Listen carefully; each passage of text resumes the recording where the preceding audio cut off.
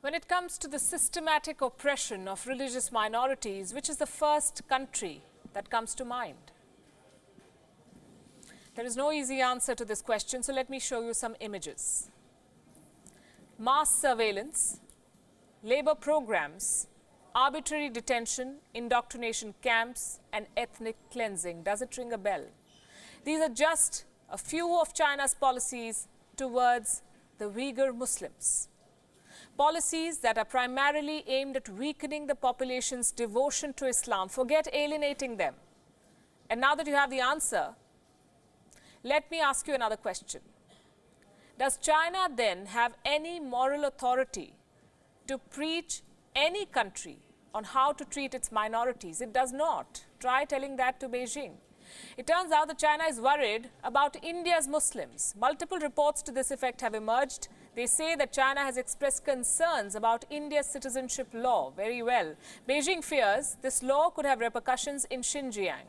A country that wishes to wipe out an entire ethnic minority is preaching India, home to the second largest Muslim population in the world, on how to treat Muslims.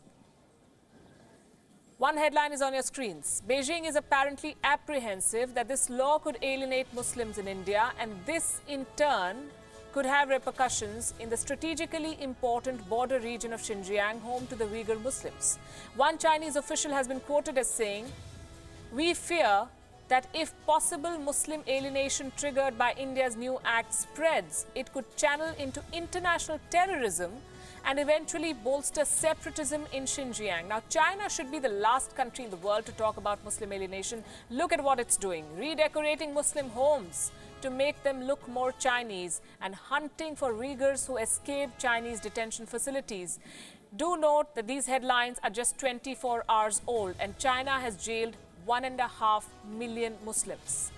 Now, India's Citizenship Amendment seeks to provide refuge to minorities facing persecution in 3 neighboring countries, Afghanistan, Bangladesh and Pakistan, 3 Muslim-majority nations. The government of India says this clause is geographical, not religious. Not everyone agrees.